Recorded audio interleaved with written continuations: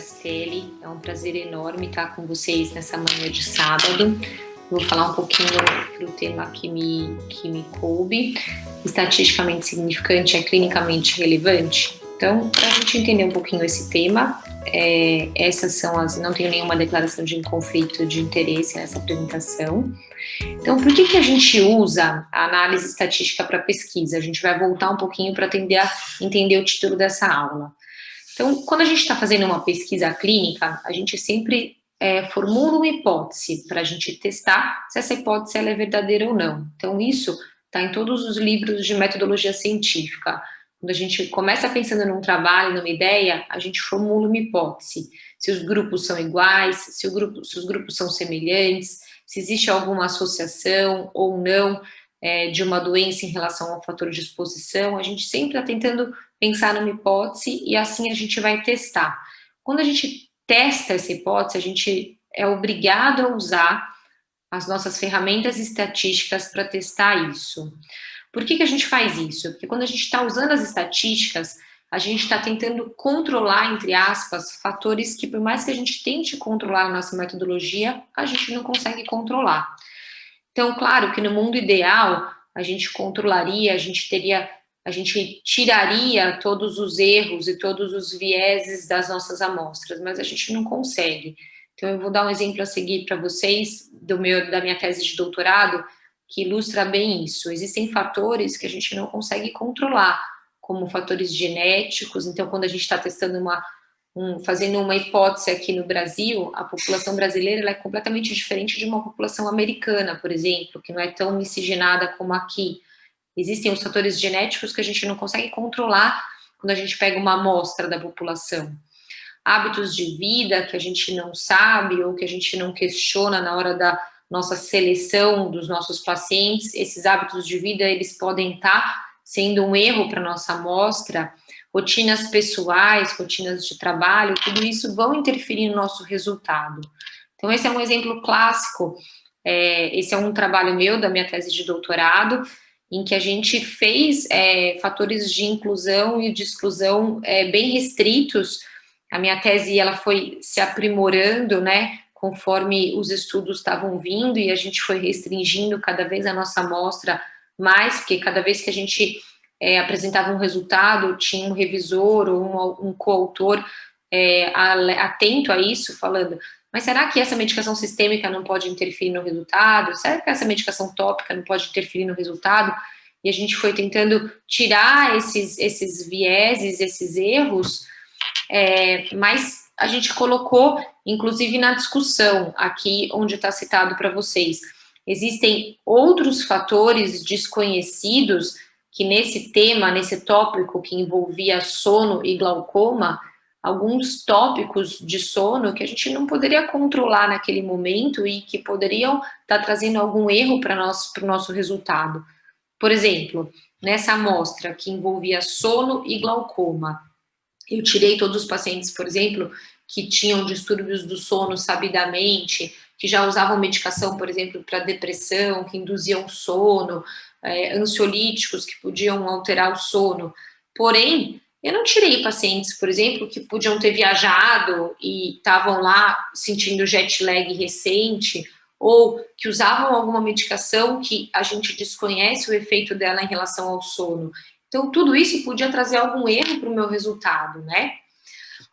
Quando a gente usa a estatística, a gente tenta, né, tirar alguns erros que a gente já sabe que existem na nossa amostra, né? E eles vão nos ajudar a tomar a decisão com menos risco. Claro, os erros, eles são inerentes à nossa análise estatística. Acabei de mostrar para vocês que tem alguns erros que a gente não consegue tirar da nossa análise estatística. Mas fazendo um cálculo estatístico, fazendo análises estatísticas, a gente tenta diminuir um pouco e amenizar esses erros. Mas não é perfeito, não existe um cálculo estatístico perfeito.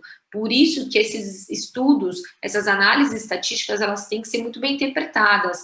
E não, o que é P significante, o que não é isso e acabou. Não, existem outros erros, existem outros vieses que estão inerentes à nossa análise estatística e isso tem que ser muito bem interpretado. E aí, vamos lá ao primeiro significado. Então, eu já mostrei para vocês por que é tão importante a gente fazer análise estatística, porque a gente se apega a isso. A gente só consegue realmente definir resultados quando a gente faz as análises estatísticas e a gente tira um pouco o poder desses erros que estão inerentes à nossa amostra. E o que é um P significativo? Quando a gente formula uma hipótese, a gente geralmente pode formular ela de várias formas, tá? Mas classicamente a gente formula como uma hipótese nula, ou seja, não existe diferença, por exemplo, entre os dois grupos que eu estou estudando. Então, um grupo com glaucoma e um grupo sem glaucoma, não existe diferença nesses grupos. E aí, quando a gente acha um valor de P significativo, e aqui eu não estou colocando P menor do que 0,05, porque isso vai além, a gente classicamente define P menor do que 0,05 como P significativo, mas eu posso definir da forma que eu quiser. Por isso que em todos os estudos, os artigos científicos, na maioria deles a gente coloca lá que a gente pré-setou um P significativo como menor do que 0,05. Isso é um padrão, mas a gente pode pré-setar ele da forma que a gente quiser. Então, voltando lá. Quando eu acho um P significativo, ou seja, um P menor do que 0,05 na maioria das vezes, isso quer dizer que eu estou rejeitando a minha hipótese nula. Ou seja, eu encontrei sim diferença entre os meus grupos, entre 2 grupos, ou entre 3 grupos, ou entre 10 mil grupos, quantos eu quiser. Então, quando a gente acha um P significativo, é porque tem diferença entre os 2 grupos, tá bom? Entre qualquer grupo, o número de grupos que a gente quiser. Como que surgiu esse P? Essa é uma teoria que a gente chama de teoria de Fisher, da década de 20, em que é um pouco diferente do que a gente usa hoje. O que o Fisher, que definiu o P significativo, ele dizia: quando a gente acha um P significativo, a gente acha que pode haver, sim, evidência para os grupos serem diferentes, e a gente precisa olhar melhor esse grupo, a gente precisa fazer outros estudos para confirmar essa diferença, e aí testar em outras populações, em outras faixas etárias, em outras amostras maiores, para confirmar esse resultado. Mas isso não é uma coisa que a gente fala assim, nossa, o P veio significativo, então pronto, acabou, isso é regra geral, é senso comum. Não. A gente realmente achou uma significância, achou uma diferença entre os grupos nesta amostra, e eu preciso retestar em outras amostras, em outras populações. Voltando para o primeiro princípio que eu falei para vocês na aula, o número, o tamanho da amostra, isso vai aumentar muito a nossa chance de diminuir o erro. Testar em outras populações vai diminuir o erro da genética, por exemplo, para confirmar essa teoria. E o que é um P não significativo? Não quer dizer que está tudo certo e que os 2 grupos são iguais e acabou a nossa teoria. Quer dizer apenas que nesse estudo, nessa amostra que eu estudei, não houve uma evidência suficiente para provar que a hipótese nula era falsa. Ou seja, nesse estudo, nessa amostra, a gente não conseguiu evidenciar que os grupos são diferentes. Mas talvez numa outra amostra, num tamanho maior, com intervalo de confiança menor, ou uma outra representação da população, eu possa sim achar uma significância, tá? Tudo bem. Terceiro princípio importante dessa aula. Eu achei um P significativo. E aí, isso quer dizer alguma coisa? Isso tem alguma relevância clínica? Isso também são 2 conceitos completamente diferentes. Gente, uma coisa é um P estatisticamente significativo, ou seja, eu estou nessa amostra rejeitando a minha hipótese nula, eu estou mostrando que nesta amostra os grupos são diferentes, os efeitos são diferentes, mas eu não sei dizer só com um P significativo se existe uma relevância clínica ou não. Isso vai muito além disso. E aí eu peguei um exemplo não oftalmológico para ficar bem claro. Esse é um estudo publicado na Nature em 2013, que falava que os casais que tinham se conhecido pela primeira vez na internet, eles eram mais felizes e eles se divorciavam menos que os casais que se conheceram presencialmente no primeiro encontro.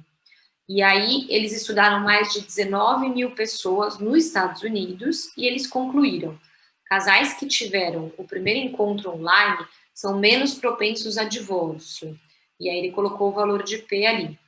E aí isso poderia causar um alvoroço enorme, de dizer que as pessoas que se conhecem pela internet são mais felizes e que esse primeiro encontro ele é recomendado pela internet e por aí vai, as conclusões não param por aí.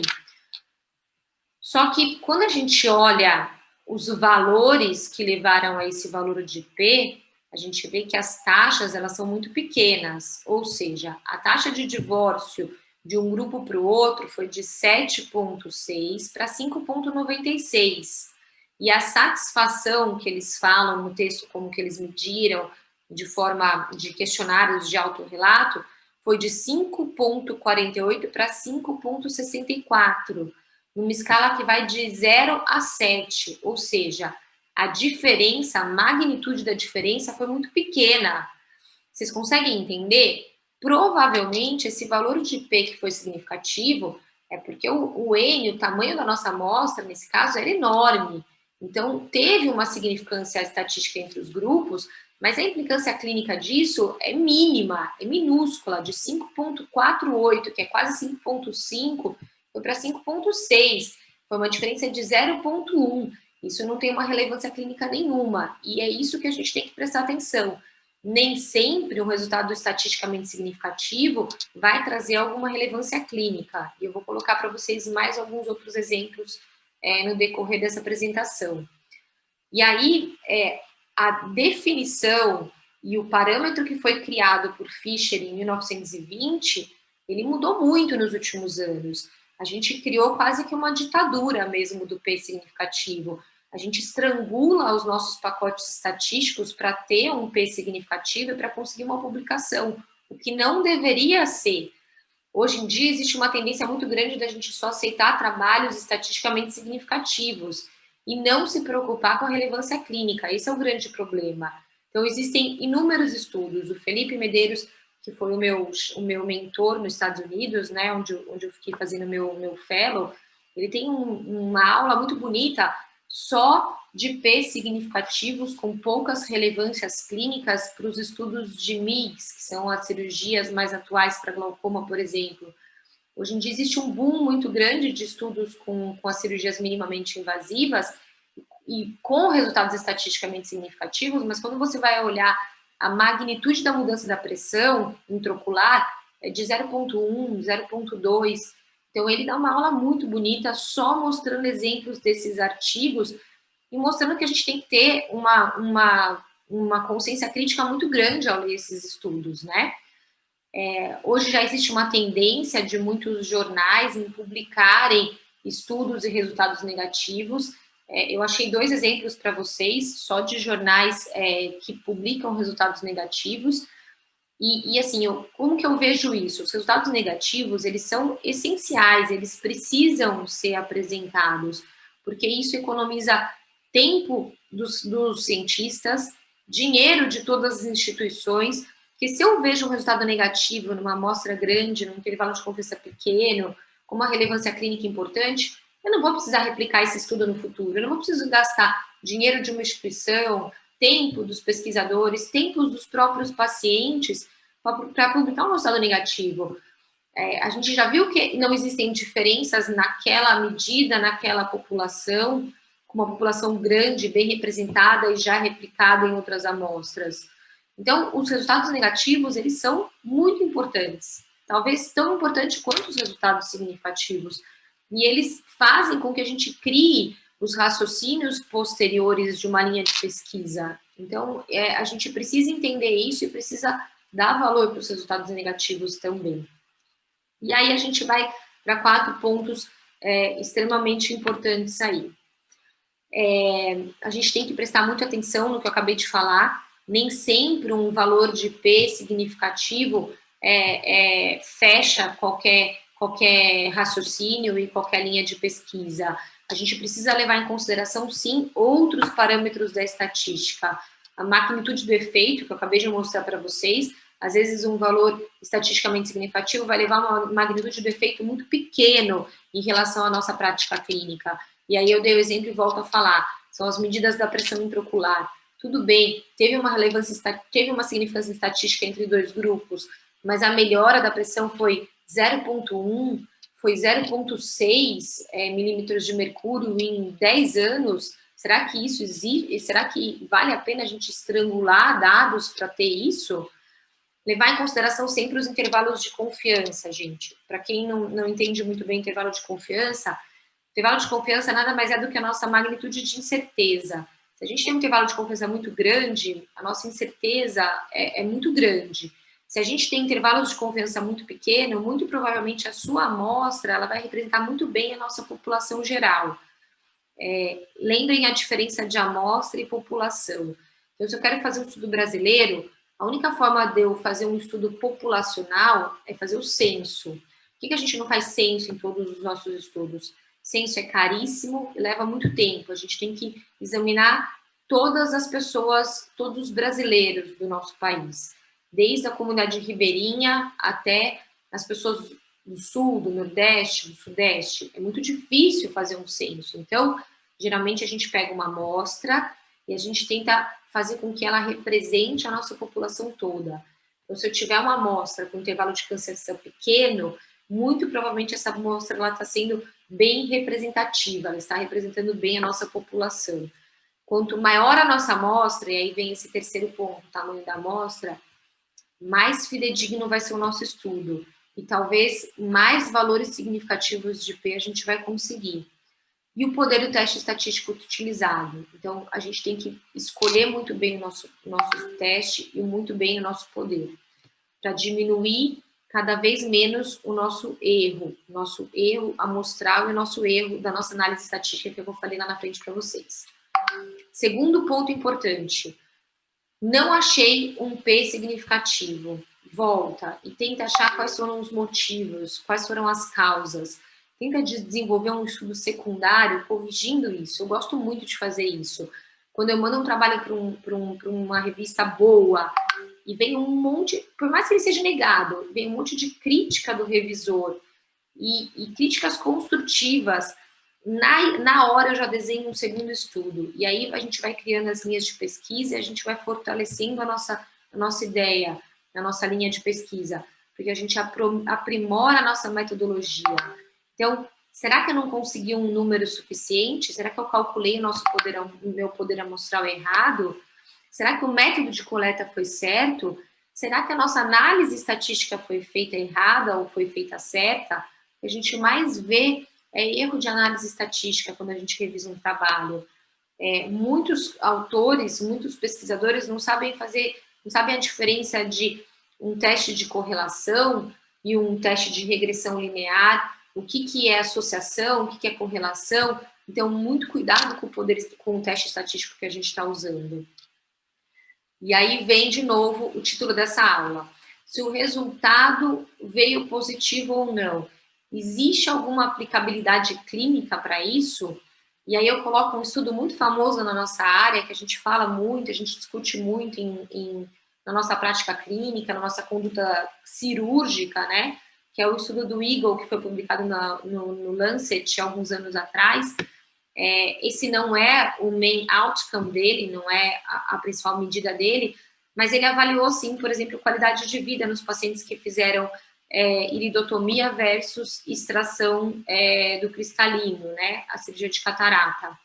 E aí ele fala nos resultados, ele não discute isso, mas ele coloca na conclusão do abstract, e nos resultados, que os pacientes que foram submetidos à extração do cristalino, eles tiveram uma melhora significativa da qualidade de vida comparado com a iridotomia.